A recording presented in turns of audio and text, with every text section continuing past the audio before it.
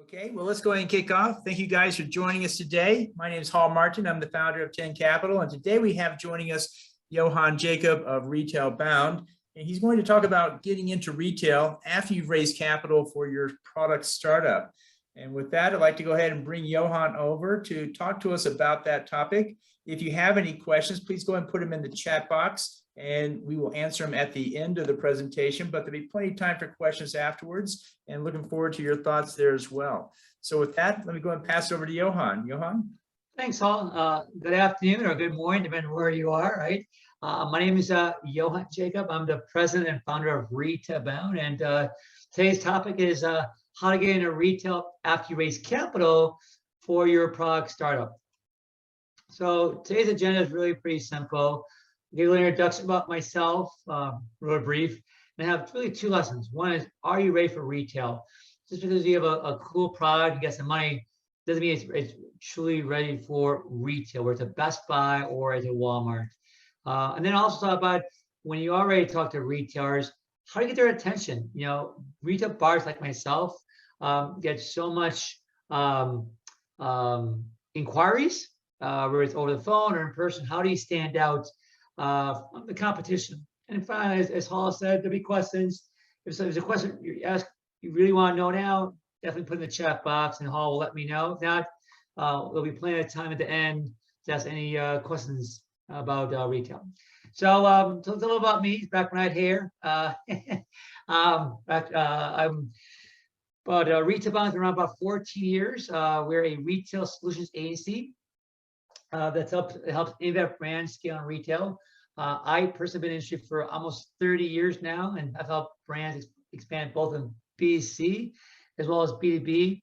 As a retail buyer, I was in charge of two different billion-dollar chains and managed some large categories. You see here on the screen, between 45 million to about just shy of $1 billion a year. So myself as well as my team have the experience helping brands launch into retail, whether it's in the US, Canada, or abroad. So today you're gonna learn a couple of things from this webinar. One is you're gonna learn how retail buyers like myself think. We are not we don't just play golf and go to dinner. We do have to do work once in a while. So kind of tell how we think and how to sell them, how to work with them. And finally, actually how to present your products to retailers. It's like presenting to an investor, right? Like a Mark Cuban, right? There's certain do's and don'ts. So we'll kind of tell you what you should do when getting in front of a retail buyer. So a lot of times, with COVID, the last 2 years, a lot of young brands, why should I pursue retail? I mean, I'll just sell my own website. There's a couple of reasons why you want to pursue retail, especially in the US. One, retail can give legitimacy, or I call it street cred, for product brand. Obviously you're not Sony or Samsung. How do you know, right? So getting in front of a Best Buy or a Walmart does help give you some legitimacy with consumers. Many customers like myself like buying products from startups at name retailers because maybe we have we feel secure when giving our credit card. We know that reason going to ship on time. And if any issues, we know they're going to back us up. So having your product listed with a major retailer does help. Again, customers like me find your product and purchase them. Over the last 2 years, because of COVID, retail have definitely up there we call omni-channel game. So including brick and mortar, they've improved the experience both their web and their mobile platforms to help make it an easy or seamless transaction. And while online sales, I was talking to Hall earlier, has been definitely growing for the last 2+ years, other verticals have been strong for product brands, such as TV response like QVC or N, as well as catalog. Hard to believe, but print catalogs. I just got 3 yesterday in the mail. It's still a stable business. And finally, retailers are still looking for new products to fill their shelves, trying to find something different, right, to drive people to their stores or their website and beat the competition. So again, these are the top reasons why you should pursue retail once you get capital from an investor. So typically on these webinars, I to be asked a question. I know we only have about 45 minutes. So I won't ask you guys to answer this question, but there's a secret, right, in be successful retail buyers. And so when dealing with retail buyers, your number one goal should be making a retail buyer's job easier. It seems common sense, but I can't tell you, in my decades of experience, how hard it was for me to work with younger brands that were inexperienced because they made my job a lot harder than it should have been, right? And by the way, for manufacturers, or we call vendors, who make it easy for retailers like myself, we'll get more opportunities. It could be more shelf space in store, more online space, free marketing assets. Right? There are certain things that retail buyers can do to help grow your business, as long as you make their job easier. If you make their job easier, it's a good chance to be a long-term vendor partner. And by the way, if you don't make my job as a buyer easier, I guarantee you're accomplishing well. Now, the question probably asks yourself, well, Yohan, how to make a retail buyer's job easier? Fairly straightforward. So these are the main, dozen or more things to get their job easier. The main thing is really communication, where it's over email, where it's over the phone, but you're upfront. If you have bad news to share, like a cost increase, which has been a topic of discussion for the last 12 to 24 months, right? Where you get the bad news now to the buyer, don't wait too long. If there's a shortage, a shipping delay, right? You always want to over communicate, right? You hate to under communicate and under deliver, because I guarantee you won't last very long in retail. Other things make the job easier for a retailer. Complete new setup sheets. So when you get the green lights and you're asked to be a vendor record, you gotta fill out some documentation. Again, can't tell how many times I received a setup sheet from a brand that was half done, right? So make sure you complete fully and accurately. Having images or samples ready to shoot, pricing, lead times, all these things are fairly explanatory. The last two things I want to kind of touch upon. One is marketing. When you're a young brand or unknown brand, a retailer like Best Buy or Walmart isn't really going to market for you. And I think that's probably the biggest misconception for brands once they get their VC or funding from VCs is, oh, I got a Best Buy, my job's done. No, it's not. It's just begun. You need to have a marketing plan or marketing strategy.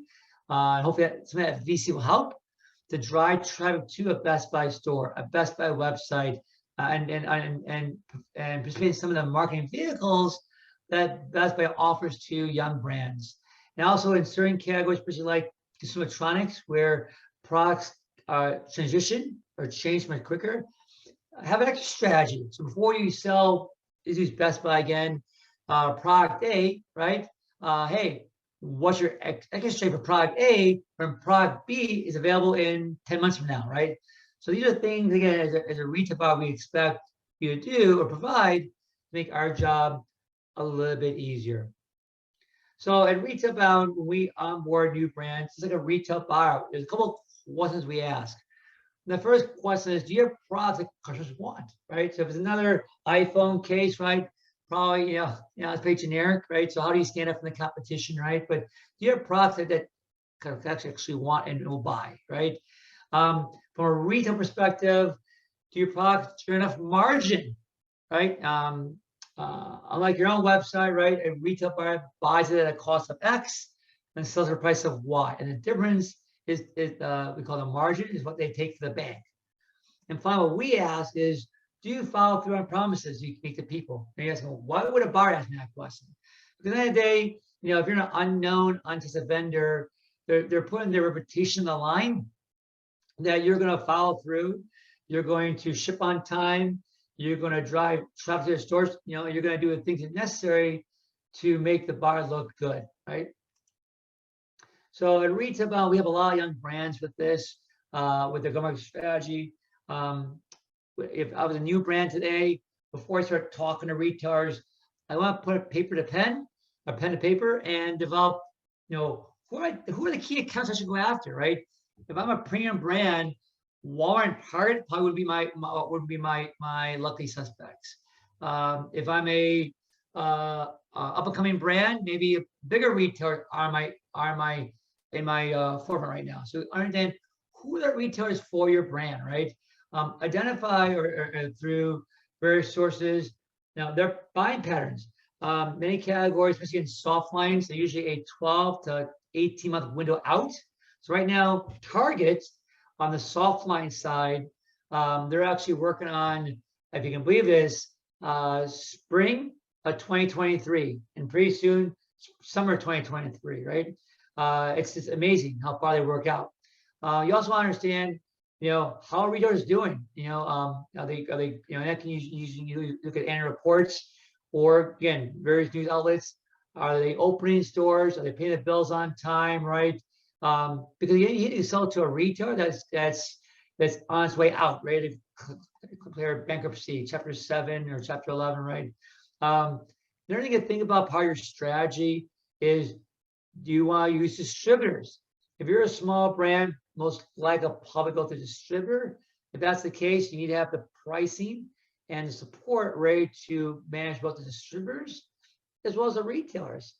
Finally, part of your go-to-market strategy should also include .com versus brick and mortar. Many large retailers today, when they have interest in your product, will probably put you on .com. Why? It's a low risk for them. Also, online has definitely grown a lot over the last couple of years. So if you do well online, or we call it .com, it's a good opportunity that you'll actually get into brick and mortar down the road. But these are the things you want to put together in your plan before you start knocking on doors with retail buyers. Now, honestly, we all make mistakes, right? No one's perfect. The biggest one, and hopefully this won't happen after this webinar, is lack of preparation, right? Again, like a job interview, retail buyers can tell which brands are ready to work with them and which ones aren't. The ones that aren't ready to work with them waste their time, waste the buyer's time, and we'll get a second chance of making a first impression. So hopefully after this webinar, you get enough tips to be prepared and not have this common mistake. Another one is over-promising, aren't delivering, right? In sales, especially as a new brand, you're trying to be an eager beaver and trying to get the buyer to say yes. But you don't want to overcommit yourself and tax resources. So if you cannot get a thing done, don't commit to it. It makes yourself look bad as well as the buyer. This one, probably not as common, but lying, if you don't want to lie to get a sale or get the business, so make sure you don't do that. Again, common sense stuff. And finally, as we hear throughout the presentation, poor follow through. As a retail buyer, I met a lot of young brands, and I was a little different because I was a manufacturer first before I was a buyer. And I always tell all my brands when I first started with them, I only have one pet peeve. One was poor follow through. Meaning that if I ask you to get something done, if you don't get it done, especially in a timely manner, I'm going to look elsewhere, right? So make sure that these 4 mistakes you guys don't do if you want to be a successful brand in retail. Now, before you meet a retail buyer, there's some things you need to do, right? You don't waste their time or your time. So you want to make sure that a sample is available, or at least an image on your PowerPoint deck, because then they're very visual. They want to see what it looks like. They also want to see your product packaging. If it's .com like Amazon, a white box or a brown box is fine. But for a retail like a Best Buy or Walmart, your product packaging is your best selling salesperson, right? On average, a consumer will look at your product between 2 to 5 seconds, depending on how quick they walk through the aisles. So again, the retail buyer wants to look at your product packaging, or at least make sure you've done some renderings they can review and give some feedback on. You also want to make sure your pricing and any other program fees that have been developed. Again, you don't want to waste their time. If you can't afford to work with that particular retailer, no need to make that pitch. You also make sure that is, again, common sense stuff, that you've identified the benefits of your product, the key selling points. Again, don't expect the retail buyer to be an expert in your product. It's up to you to kind of convince him or her why your product is awesome. You also want to let the buyer know what makes you different. If you're not pair of Bluetooth headphones, and there's a lot of them out there, what makes your headphones better than competition, right? You also, as I mentioned, 2 slides ago, your marketing plan, your PR plan, your promotional plan. Because again, for a small brand, a retail product, Best Buy isn't spending a lot of time because he or she's managing some bigger brands. So it's up to you to kind of show the buyer what's your marketing strategy, what's your promotional strategy, what's your PR strategy to build awareness of your brand overall and drive traffic to that particular retailer store or website. Things you want to make sure you know before you meet with a retail buyer. When will you probably be able to ship? Right, it's available to ship in late Q2. Be able to ship in early Q1 next year. That's important, especially for retailers that have stores. It's only certain times a year that they allow new products into their stores. They can reset the shelves. So when your product will be able to ship is very important for a buyer to know. Like a baseball card, all the stats, right? How are sales? Year to date, month to date, week to date, right? That's very important. Many buyers like buy untested, unproven vendors, so it's important that you know how are sales overall by retailer or by channel. You also want to know the percentage of customer returns, because again, you might be selling 100 a week, which might be good, but if you can return 20%, that's not good at all, right? So they want to know what percentage of your returns are defective versus buyer more. And they also want to know what do you do to address that? How do you get that number down from 20% to 18 to 15 down to single digits? Also, if you are pushing to retail buyers, if you're on .com sites, you want to make sure what the pricing, online. You need to go into a meeting with a buyer like Best Buy, and they find out quickly on Walmart you're $10 less, or on Target $20 less. What the heck, right?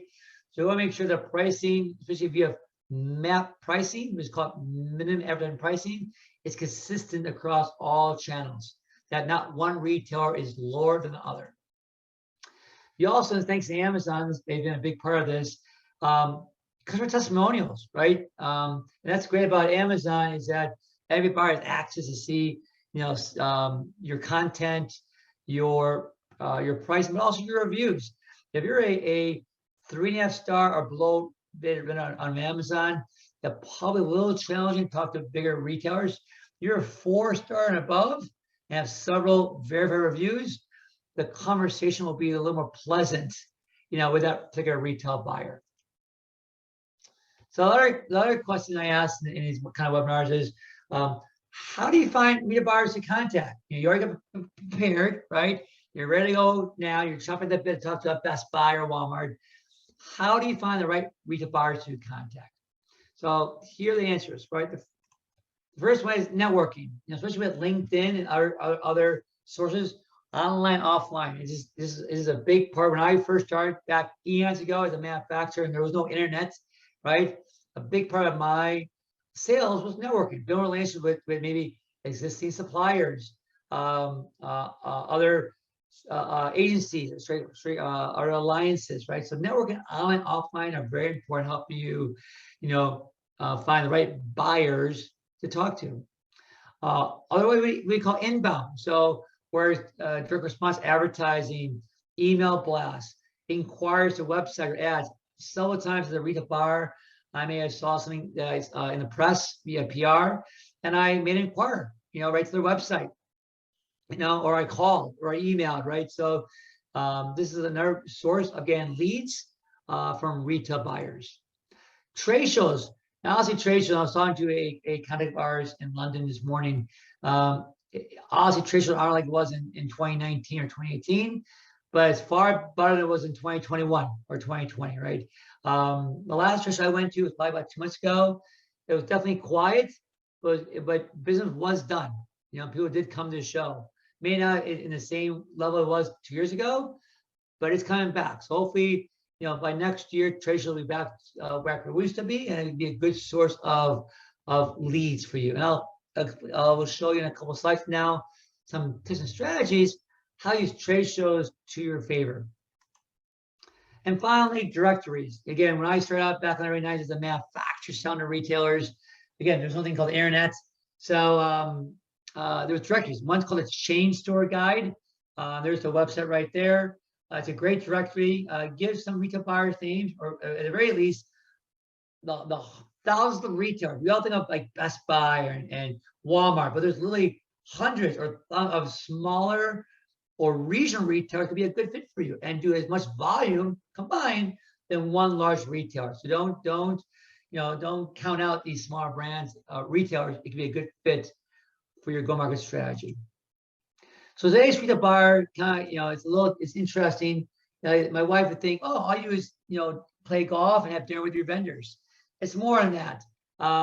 Today's buyer, they have most of them have a lot of responsibility on their plates. They're literally running, mid-sized companies. My biggest line was close to $1 billion a year in annual sales, just my line, right? They're very busy. There were a lot of hats. So if you reach out to a buyer and don't get back to you, don't feel bad. They just got a lot of stuff on their plate. I would say more today than it was maybe 10, 20 years ago. Buyers are more spreadsheet literate. They know their numbers inside and out. And typically, we probably not the best thing. That's how they view products. Will your product drive enough sales? It will generate enough margin, and will turn X number of times per time. So yeah, they're very spreadsheet literate. They're also looking at other KPIs like markdowns, shrink, other KPIs to help them manage their business. Mondays are always a bad time to if you're a potential supplier to reach out to a retail buyer. Why? Because weekend sales are usually the biggest for most retailers. So Monday mornings, the buyer is out there, getting sales data and putting reports for senior management. So again, if I'm a new supplier, I don't want to bother a buyer on Monday. Call them on a Tuesday, Wednesday, or Thursday. Larger retailer buyers have a staff that reports them. I had 8 buyers and 4 assistants at my last gig. In most retail, the retail buyer does not manage the inventory, nor they place the orders. There's usually a separate team. However, the retail buyer is accountable for that inventory if it doesn't sell through, right? So the buyer is working with his inventory supplier to make sure inventory is in the right stores at the right time. And finally, we talk about marketing at a high level. A retail buyer is managing various marketing events, where it's in store, online, and so. But you can see here that the retail buyer, is very, very big, like any other type of job. But it's kind of cool. The retail buyer is the only position in corporate retail that affects every department at retail. It could be international, we call sourcing. It could be accounting or AP. It could be visual merchandising or in-store visual marketing. It could be store marketing, other buying teams, IT, legal, right? So again, the buyer is the king or queen of their own kingdom, but they're pulled in multiple directions. So retail buyers, when deciding what products to keep, which ones not to move forward with, they look at 4 things. One is the customer demand. If your product is a face mask, right? The demand is probably not as much as it was maybe 2 years ago, right? But if your product was the next smart home product, right? Make your life a little bit easier. Okay, right? Look at the quality, look at your availability, look at your pricing compared to the competition. Market trends. Obviously, there's some categories that are growing leaps and bounds. During COVID, there are 5 categories that did very well. Products help you work at home. Products help you study at home. Products help you cook at home. Products help you work out at home. And finally, products help you play at home. Right? Last year in 2021, there was a 6th category. Products help you travel from home. Right? So I look at market trends, see where are customers buying, where are they shipping towards to. Also looking at store policy. There's some retailers can't carry certain products due to whatever rules they have. So that's also in consideration as you're talking to potential retail partners. And finally, like you and I at home, they have their own financial budgets. They have a checkbook. There's no money tree in the backyard. They do a budget. They have to apply to. They can't be over inventory, under inventory. So these are the 4 things they look at before they say yes to a potential supplier. But at the end of the day, a retail buyer wants to beat the competition and drive more traffic to their stores, their website, or even their catalog. So one of the questions I get asked a lot is, should I, if I have a contact name at I use Best Buy, should I cold call them or should I cold email? There are pros and cons, right? Well, obviously, cold calling, you can get immediate feedback right away, right? Emailing, it's cheap, it's easy to do, right? Disadvantage of cold calling is who likes to do it? I don't like doing it. Most people don't like doing cold calling. They don't like being rejected. For emailing, the biggest advantage is it's spam. If I don't know who you are, I'm into as a small business owner, I get usually hundreds of emails a week of asking me for my time, right? Don't know who they are. Delete, right? So, so which of the 2 methods have a higher success with a retail buyer? It's really the cold calling. Hard to believe. But if I can reach out to a retail buyer and get a few minutes of his time and then email them what I discussed, it'll go a lot farther than trying to spam them to get some information.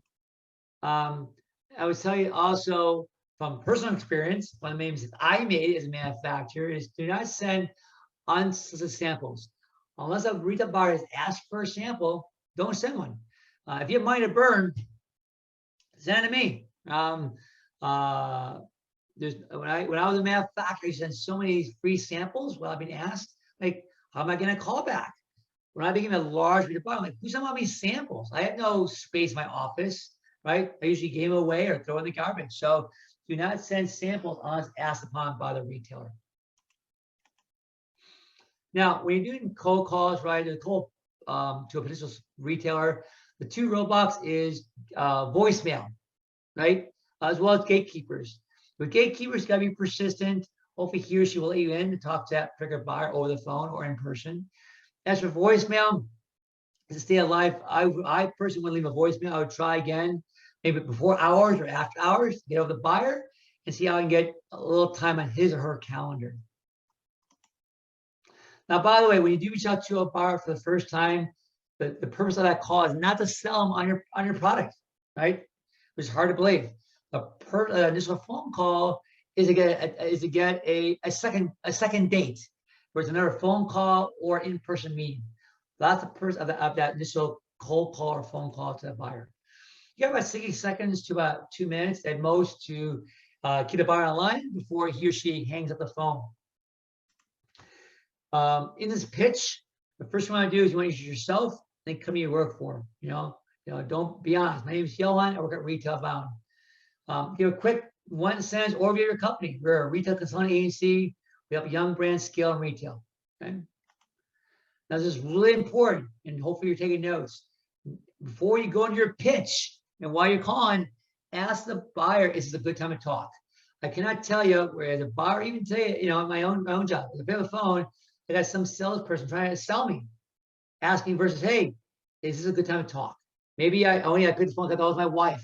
Maybe I didn't see the caller ID, right? And I got a meeting in 5 minutes. So always ask before you go into pitch, is it a good time to chat with he or she, right? If they say yes, then tell them why you're calling. Well, I'm a young supplier. I got some investment. I've been in retail for a short time. I'm looking to expand. And I thought you'd be a great place to talk to, right? Or I've been a customer of yours for many years. Been shopping in your stores. I know there's a gap in your assortment. I got a product, fill that gap. Do you have time to talk? So these are some possible appointment-making phrases. Now, by the way, as I said earlier, most buyers don't like experiment with an untested or unproven vendor. And it's true. So, before you go to see a Best Buy or Walmart, start with more smaller retailers, get some sales, get some reviews, right? And then go after the bigger retailers, right? By the way, if you you happen to do talk to a retail bar, large or small, you hear about probably 4 objections. These are the more common ones, how best to answer them. So the first one is, hey, I don't want to be the first retailer to carry it, right? And that makes sense, especially if you're unknown, unproven vendor, right? So maybe you talk about your marketing strategy, how you're going to drive traffic to their stores or their website. Maybe offer a guaranteed sale. So if by chance your product doesn't sell through after a certain amount of time, you buy it back, no questions asked, right? Another one is, hey, I'm over inventory, I have no open to buy. It means they have no money, right? And as consumers, with inflation, we all kind of understand it, right? So maybe you offer extended payment terms. For most retailers, payment terms are usually net 30, net 60, which means that when you ship a product to a buyer on May 2nd, and have net 30 terms, it means they have 30 days to pay your invoice, right? Another option is like, instead of offering extended payment terms, offer consignment, which I'm not a big fan of, but it's a strategy where consignment is basically, if it's Best Buy, they purchase 50 pieces, but I'm not going to pay 50 pieces. I'll pay you when it actually sells, unit by unit. So if I ship 50 units in April to Best Buy, they only sold 3 units in May, I'll get paid in June for 3 units, okay? But it's a strategy if a buyer doesn't have the money to buy your product. This is probably the most common one. Your prices are too high, right? And it's very easy for a young brand, especially if they're not experienced in negotiating, to lower their price. I do not recommend that. Talk about the quality, talk about the sales, talk about the reviews. Do not lower your price if you can, because you start lowering your price, you set a precedent, and then you start making less money. And if I'm a company that invested capital in your business, I'm here to make money, not lose money, right? So do not lower your prices unless it's the last resort. And finally, the last objection is, I had similar products in my assortment. If they have common products, ask, maybe offer better service, better margins, better terms where they can maybe conciliate a couple of those brands into your own business. So that means the retailer has less brands to manage, which makes their job easier, which was our topic earlier. Now, when you finally get the green lights to send a sample, right? They want to move forward after you answer the objections, right? Make sure they verify their name. My name's not easy to spell. Make sure you ship the right address. Last 2 years, we advise working from home. So make sure it's going, it's go to the house, it's supposed to go to their store, to their corporate office. So make sure you verify the name and where they should ship those samples. And finally, you also want internally, yourself, you and your team, determine when should I follow up? Because send a sample today and call on tomorrow is probably too soon. Send a sample today and follow up in a month now is probably too late. I recommend usually about 2 weeks. Once the buyer has received a sample, they'll follow with him or her and see what their thoughts are and what our next steps could be. Now, I mentioned trade shows as one of the strategies that a brand could use to build awareness and find retail buyers. So here's some tips on making your next trade show a success. So make sure the trade show you commit to, right? You've done some research, right? I've seen trade shows where, why is that brand there? They shouldn't be there at all, right? It doesn't make sense. So make sure the trade show is a fit for you. Have a strategy there. Why are you going? Are you there to meet new retailers? Are you here to talk to existing retailers? Are you here to get PR coverage, media coverage? Are you here to build partners, through alliances? So why are you going to the trade show, right? Make sure you have people. If you're a one-man operation, you might want to bring other people, because it's tough. I've done it. It's long days. You got to eat. Got to go bathroom breaks. You need a mental break. So have enough people to go with you to cover the booth. Also, people who do accomplish a show with you, make sure they're friendly, they're polite. I remember a trade show in 2020, at least 2 booths. The people who were in the booth were half asleep. They're exhausted, maybe jet lag, or they're bored, they're on their phones, right? They'll walk away. So make sure the people you do bring are friendly, they're polite, and show approved body language. You also, depending on the type of product you have, maybe have someone on your team that asks you more technical questions in case a buyer wants to stump you. Obviously, at a trade show, you got a lot of other exhibitors who are probably just as good as you are. A great way of getting people into your booth, a demonstration, right? Show off if you can to demonstrate your product, and if you can't do that, have a video, a TV screen showing your product in use. If you can't do a demonstration in your booth, make sure, this is really important. I see that as a flaw. With many small brands, have a protocol in place to follow up on leads. Many trade shows, I put my business card in. I'm a big builder retailer, and I didn't get as many return email calls back. So make sure you have all this money to go to a trade show. Make sure that you have a process in place to follow up on leads, prospect, or likely customers. And finally, make sure you always say thank you, and don't forget those free cookies. All right. So let's say you get the green light. The buyer says, "Hey, Paul, I'm ready to invite you into my office here in Dallas. What are the next steps?" You want to put together we call a presentation folder, right? And the components are really simple. A overview of your company, right? Some market research or testimonials on your product, company, or brand. Brochures or slicks, as they call them in the industry. Having your price list, very important. Having a hard copy of your deck, right? Because again, retail buyers like writing notes, right? So in case that there's no video monitor in their conference room, now at least have a hard copy of the deck to kind of walk the buyers through. And finally, include your business card with your folder. When developing that PowerPoint presentation, again, these are all again common sense, but again, I've seen a lot of mistakes made. Don't overload slide a lot of information. Keep it simple to the point. Make sure the slides, the sequence of slides make sense. So your pricing slide's not the first slide, right? Should be more near the end of the deck. Again, don't assume the buyer knows every feature and benefit. So make sure you list them out, or at least discuss it at a high level in your presentation.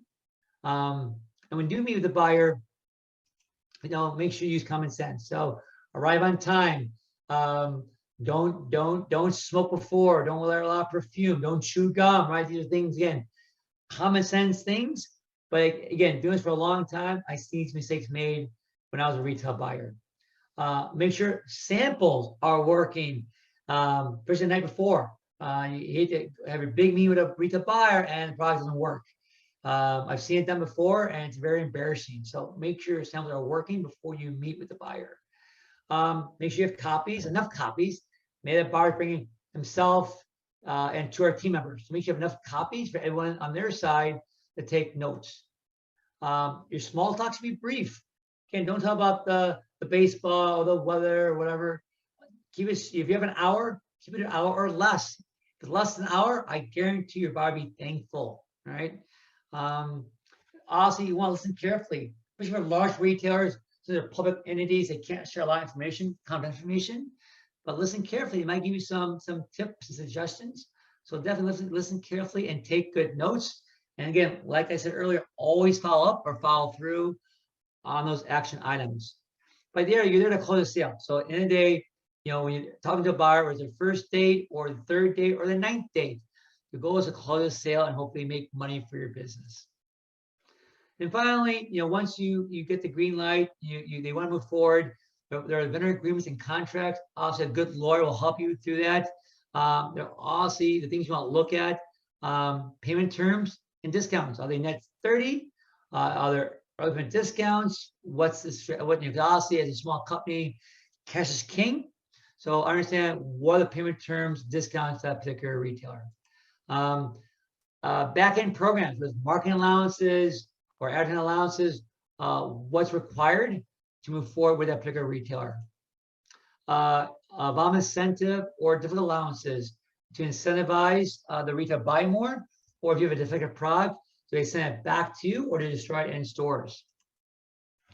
Other things which will probably be in their vendor manual or vendor agreement, we call it vendor compliance. So how do you take orders? How do you ship? How do you invoice, and so forth, right? So these are things you need to make sure you know forward and backwards before you move forward, because if you ship late, ship incomplete, you're gonna get charged.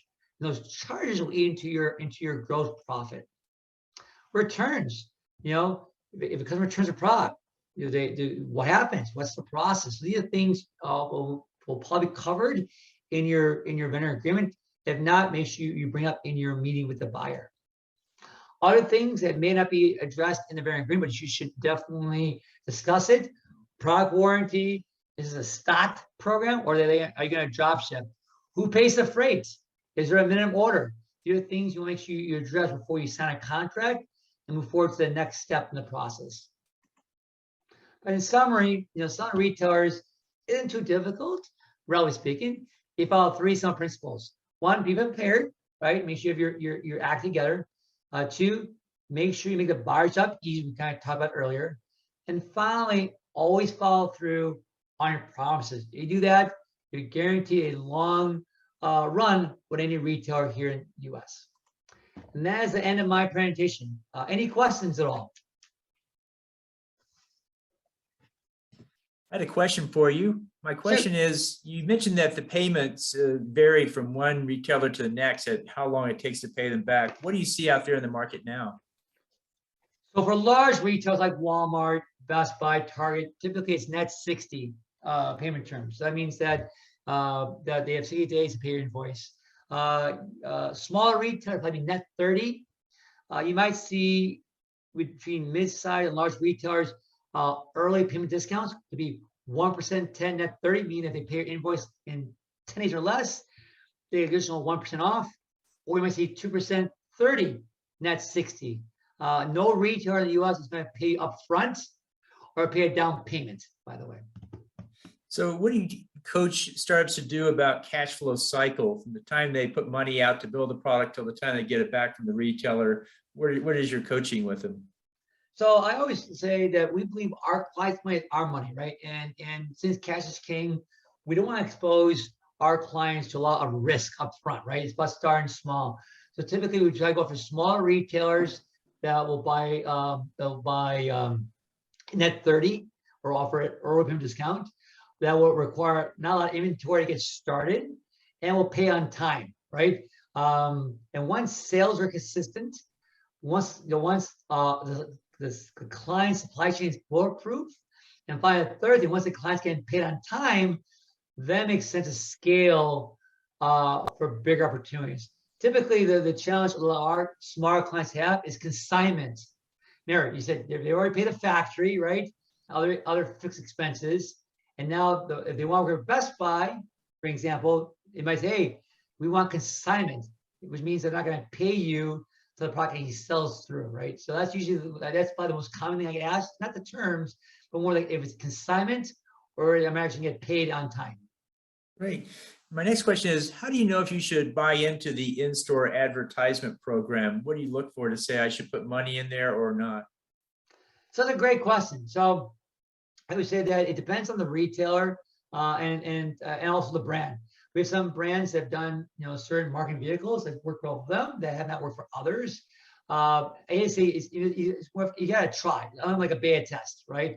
Where we had a retailer, a brand that was Best Buy, we spent X grand on an email blast, and the results were where we had a similar brand do it with a different retailer and did very, very well, right? But it's trying things. I would say that retailers' marketing vehicles, where it's email blast, banner ads, paid search, it's very expensive, right? I always say try to do things yourself.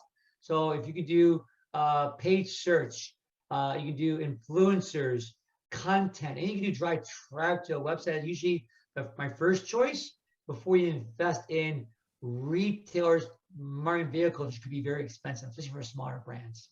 Great. If anybody else has a question, go ahead and post it now. I have one last question, and that is, how do you test new products in these channels? You certainly can't do it on the shelf at Walmart, but how do you test it before you get there?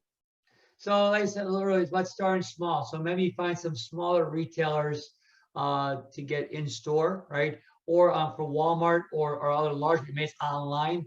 That's a beta test, because if it doesn't sell well online, how does it sell well in store, right? So I would say for any young brand interested in getting into retail, it's about getting online with a couple of retailers like Amazon and other .coms.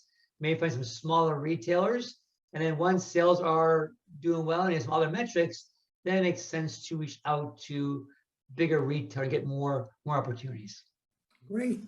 Well, if there are no more questions, I want to thank you, Yohan, for joining us today. Appreciate you sharing such great information. We'll make the recording available to everybody, and there's a lot of good content in there as well. How best for them to get back in touch with you?